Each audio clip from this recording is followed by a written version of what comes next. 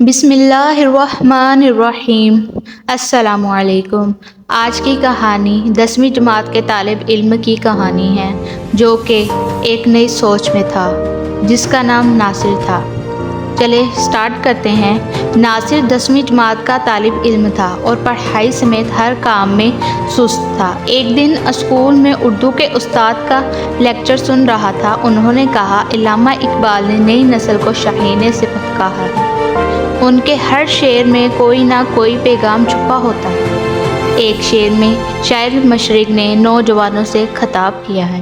اس میں بھی ایک نصیحت پوشیدہ تھی۔ جوانوں کو میری آہ سحر دے، جوانوں کو میری آہ سحر دے، پھر ان شاہین بچوں کو بالوں پر دے۔ اس شعر میں علامہ اقبال اللہ تعالیٰ کے حضور دعا کر رہے ہیں کہ اے میرے اللہ، میری قوم کے سارے نوجوانوں کو میری صبح کے وقت وہی فریاد عطا کرنے کی توفیق دے جو تو نے مجھے دی ہے۔ یہ شاہین بچے ہیں، انہیں وہ بالوں پر یعنی وہ بازو اور پرواز کی وہ قوت عطا کر جن کی مدد سے وہ بلندی پر پہنچ کر کامیابی حاصل کر لے۔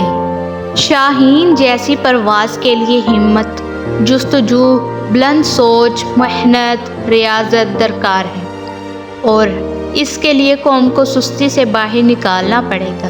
یہ سن کر ناصر تو جیسے کہیں کھو ہی گیا تھا۔ نوجوانوں کے لیے علامہ اقبال کی سوچ اور فکر کے بارے میں سوچتا رہا۔ گھر آ کر وہ خلاف معمول خاموش رہا۔ دوپہر کا کھانا کھانے کے بعد وہ سو گیا۔ خواب میں اس کی ملاقات علامہ اقبال رحمۃ اللہ سے ہوئی۔ انہوں نے تھپکی دیتے ہوئے ناصر سے کہا، بیٹا، میں تم سب کا اقبال ہوں، اٹھو اور ایک نئی صبح کا آغاز کرو۔ ناصر کی آنکھ کھلی تو اس نے ارادہ کیا کہ وہ اپنے آپ کو اقبال کے افکار کے مطابق ڈھالنے کی کوشش کرے گا۔ ہر وقت سست اور لاابالی سا نظر آنے والا لڑکا چند ہی دنوں میں بدل چکا تھا۔ اب وہ صبح اٹھتا، نماز فجر ادا کرتا، پھر صبح کی سیر کرتا اور پڑھائی پر بھی توجہ دیتا۔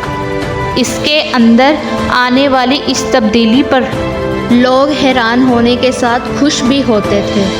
امی ابو نے اس خوشگوار تبدیلی کا پوچھ ہی لی جس پر اس نے اقبال کے اشعار اور خواب میں آنے والے حضرت علامہ اقبال کے بارے میں بتایا۔ شاباش بیٹے شاباش، ناصر کے ابو نے خوش ہو کر کہا۔ پھر سب نے دیکھا کہ میٹرک کے امتحان قریب آتے ہی ناصر نے بھرپور محنت کی۔ اس کے تمام پرچے بہت اچھے ہوئے۔ 3 ماہ بعد جب اس کا نتیجہ نکلا تو اس نے بہت اچھے نمبر حاصل کیے تھے۔